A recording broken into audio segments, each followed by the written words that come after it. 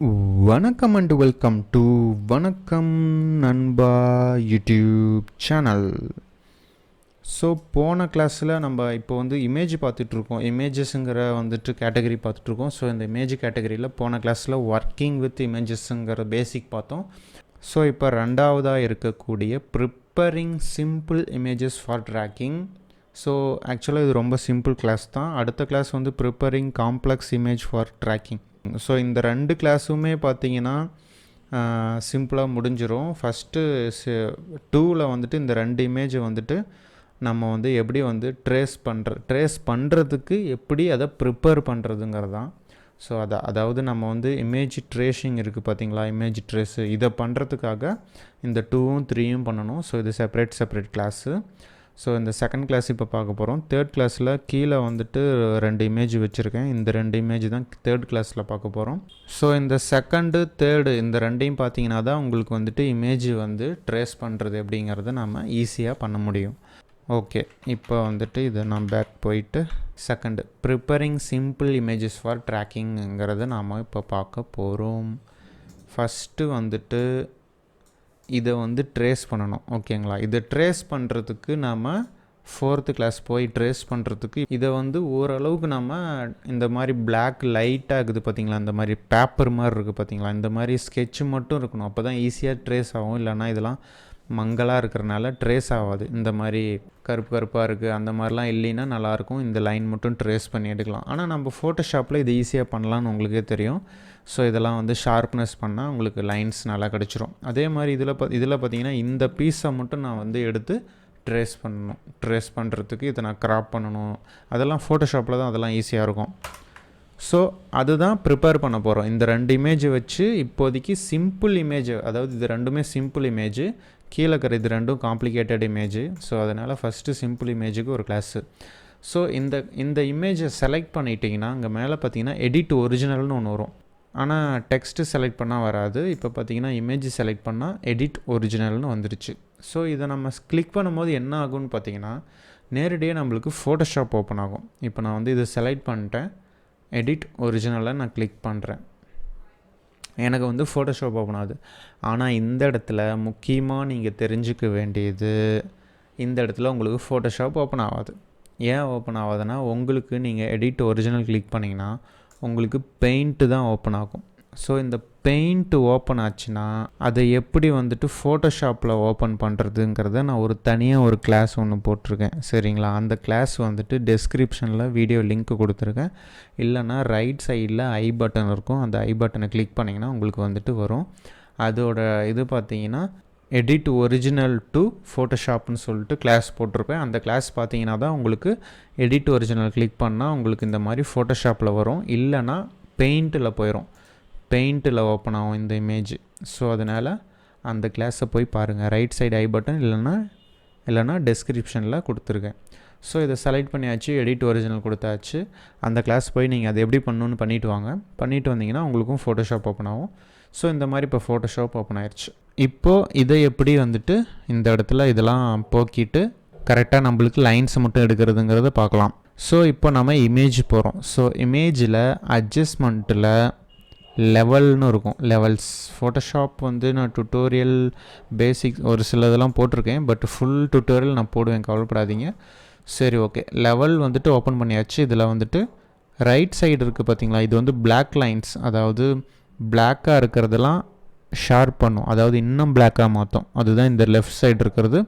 இங்கே பார்த்தீங்கன்னா மீடியம் கலரில் இருக்குது, சிமெண்ட் கலரில், அதாவது லைட் பிளாக் கலரில் இந்த பாயிண்ட் இருக்குது. ரைட் சைடு பாயிண்ட்டு பார்த்தீங்கன்னா ஒயிட் கலரில் இருக்குது, அதாவது ஒயிட் அதிகம் பண்ணுறது. ஸோ இந்த மாதிரி 3 பாயிண்ட் நம்மளுக்கு லெவல்ஸில் கொடுத்துருக்காங்க. ஸோ இதெல்லாம் உங்களுக்கு தெரிஞ்சிருக்கும்.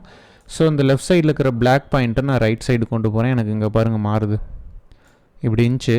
நான் அப்படியே கொண்டு போகிறேன், எவ்வளோ டார்க்காக மாறுது பாருங்கள். என்னோடய லைன்ஸ் டார்க் ஆயிடுச்சு.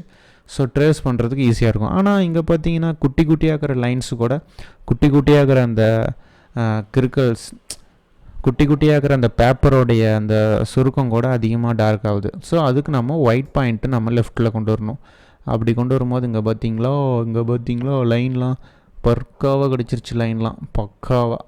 இப்போ நான் அந்த ப்ரீவியூ பட்டனை ஆஃப் பண்ணுறேன் பாருங்கள், பழசு எப்படி இருந்துச்சுன்னு காட்டுறேன். இப்படி இருந்ததா இப்படி ஆச்சு. இப்படி இருந்தோம் இப்படி ஆகிட்டேன் அப்படிங்கிற மாதிரி ஆயிடுச்சு. ஸோ இனிமேல் இதை நம்ம அங்கே ட்ரேஸ் பண்ணுறது கரெக்டாக இருக்கும். அது ஆனால் நீங்கள் நல்லா பார்த்துக்கோங்க, இது வந்து கொஞ்சம் கம்மி பண்ணிக்கோங்க, ஏன்னா இந்த இடத்துல கொஞ்சம் இதாகுது. ஸோ அதனால் டார்க் இன்னும் கூட பண்ணிக்கலாம், பட் ஒயிட்டை வந்துட்டு வேணால் இன்னும் கொஞ்சம் கம்மி பண்ணிக்கலாம். உங்களுக்கு எது கரெக்டோ அது மாதிரி வச்சுக்கோங்க, ஏன்னா உங்கள் இமேஜ் வேறு மாதிரி இருக்கலாம். அதனால பார்த்து உங்களுக்கு ஏற்ற மாதிரி வச்சுக்கோங்க. எனக்கு இது ஓகேவாக தோணுது, நான் ஓகே கொடுத்துக்கிறேன். ஓகே கொடுத்துட்டேன். இப்போ அங்கே போய் பார்க்கலாம். ஆனால் இங்கே மாறலையப்பா, ஏன்பா மாறல அப்படின்னு யோசிக்காதீங்க, பயப்படாதீங்கோ, ஒன்றும் பண்ண தேவையில்ல. அங்கே போய் சேவ் கொடுக்கணும். ஜேபிஜியில் தான் நம்ம சேவ் கொடுக்க போகிறோம். ஏன்னா நான் அந்த ரைட் சைடு ஐ பட்டனில் போய் ஒரு கிளாஸ் பார்த்துட்டு வாங்கன்னு சொன்னால, அதில் பார்த்தீங்கன்னா உங்களுக்கு தெரியும் எதனால் நான் சொல்கிறேன்ட்டு. இப்போ நம்ம இதை சேவ் பண்ணணும். ஃபைலில் போயிட்டு ஃபைலில் சேவ் கொடுங்க. நீங்கள் வந்துட்டு எதுவுமே கேட்காது, ஈஸியாக ஜேபக்கில் சேவ் பண்ணிடலாம். ஒருவேளை உங்களுக்கு என்ன ஃபைல்னு சூஸ் பண்ண சொன்னிச்சுன்னா உங்களுக்கு இதே இடத்துல வந்துட்டு 1 நம்பர் இருக்குல்ல, இது மேலே இதோட ஃபைல் நேம் வந்து ஜேபிஜி. ஸோ அது மேலே செலக்ட் பண்ணிட்டு சேவ் கொடுங்க. நான் சேவ் கொடுத்தோன்னே எனக்கு ஜேபிஜி ஆப்ஷன் வந்துடுச்சு. உங்களுக்கு இந்த மாதிரி வரதுக்கு நிறைய சான்ஸ் இருக்குது. ஸோ அப்படியே குவாலிட்டி இந்த மாதிரி கம்மியாக இருந்துச்சுன்னா ஃபுல் குவாலிட்டி வச்சுட்டு அப்படியே ஓகே கொடுத்துருங்க. அவ்வளோதான், முடிஞ்சு. இப்போ நீங்கள் ஏஐ போனீங்கன்னா, அதாவது Adobe Illustrator வந்தீங்கன்னா உங்களுக்கு பாப்அப்ஸ் வந்துடும். Adobe Illustrator pop-ups. Some files are missing or modified in the link panel. Would you like to update them now? இந்த இமேஜ், அதாவது ஏதோ ஒன்று அதுக்கு தெரில, ஏதோ ஒன்று மாடிஃபை பண்ணிட்டீங்கப்பா, ஏன்னா இங்கே லிங்க்டு இமேஜில் தானே இருக்குது. நான் பழைய கிளாஸில் நான் சொல்லிக் கொடுத்தல லிங்க்டு இமேஜ். எப்போவுமே இந்த Adobe Illustrator வந்துட்டு இந்த மாதிரி ஃபைலை வந்துட்டு இந்த மாதிரி ஃபோல்டர்லேருந்து அப்படியே தான் யூஸ் பண்ணோம்.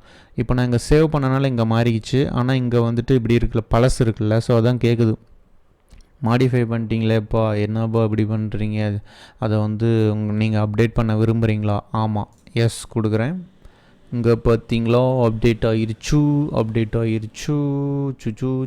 சூ. ஒருவேளை உங்களுக்கு சில டைம் ரீப்ளேஸான்னு கேட்கும், ரீப்ளேஸா இல்லை வந்துட்டு இக்னோரான்னு கேட்கும். அந்த ரைட் சைடு ஐ பட்டனில் கிளிக் பண்ணி ஒரு வீடியோ பார்க்க சொன்னால அதில் பார்த்தீங்கன்னா தெரியும், ஒரு சிலருக்கு கேட்கும். அப்போ நீங்கள் டிக் போட்டுட்டு இக்னோர் கொடுத்துருங்க, உங்களுக்கு இந்த மாதிரி ஈஸியாக வந்துடும். ஸோ இப்போ இதுவும் ஒரு இமேஜ் தான், இது மேலே வைக்கிறேன், இது பின்னாடி இருக்குது. லேயர்ஸில் போயிட்டு நான் உங்களுக்கு காட்டுறேன். இப்போ நான் இந்த இமேஜை தூக்கி மேலே வைக்கிறேன். இப்போ பார்த்தீங்கன்னா இதுவும் ஒரு இமேஜ் தான், இங்கே பாருங்கள் ஒயிட் கலரில் இருக்குது. இதெல்லாம் ட்ரேஸ் பண்ணி எடுக்கிறது தான் நம்ம 4th கிளாஸில் பார்க்க போகிறோம், அதாவது இமேஜ் ட்ரேஸில். அதுக்கு முன்னாடி இந்த சிம்பிள் இமேஜை நம்ம ப்ரிப்பேர் பண்ணணும், ப்ரிப்பரேஷன்.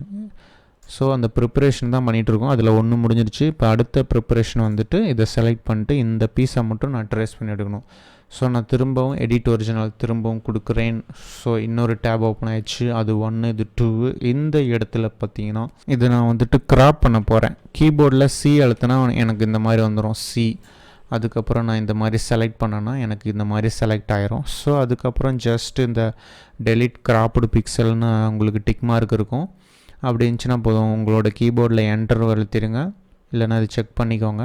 இல்லைனா என்டர் அழுத்துங்க, இல்லைனா இங்கே ஒரு டிக் இருக்கும், அதை கிளிக் பண்ணிங்கன்னா உங்களுக்கு இந்த மாதிரி ஃபுல்லாக க்ராப் ஆகிடும். ஸோ இந்த மாதிரி அது க்ராப் ஆகிட்டு மற்றதெல்லாம் போயிடும். உங்களுக்கு தேவையான ட்ரேஸ் பண்ணுறதுக்கு தேவையானது கிடச்சிரும். ஆனால் இதை ட்ரேஸ் பண்ணுறது கஷ்டம், ஏன்னா கலரில் இருக்குது. இது என்ன ஈஸியாகிறதுக்கு திரும்ப அட்ஜஸ்ட்மெண்ட்டில் போகிறோம், ஆனால் லெவலில் போகிறதில்ல.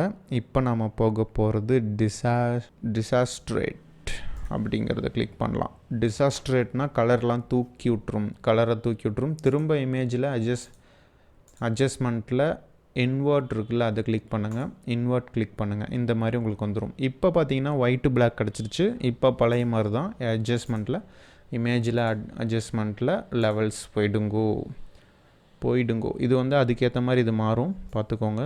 இதை வந்துட்டு பிளாக் சென்டரில் நல்லா பிளாக் ஆக்கி விட்டேன், வெளியே இருக்கிறத ஒயிட் ஆக்கிட்டேன். இப்போ உள்ளே இன்னும் கொஞ்சம் பிளாக் ஆகலாம். எப்படி உள்ள பிளாக் ஆக்கிட்டோம்ல. இப்போ நாம் இதை கொண்டு போய் ட்ரேஸ் பண்ணுறது அவ்வளோ பெரிய கஷ்டமான விஷயம் இல்லை என்றே கருதப்படும். ஓகே, எனக்கு இது ஓகே ஆயிடுச்சு. இப்படி இருந்தனோ இப்படி ஆகிட்டேன். அப்படியே ஓகே கொடுங்க, அப்படியே ஃபைலில் போங்க, அப்படியே சேவ் கொடுங்க.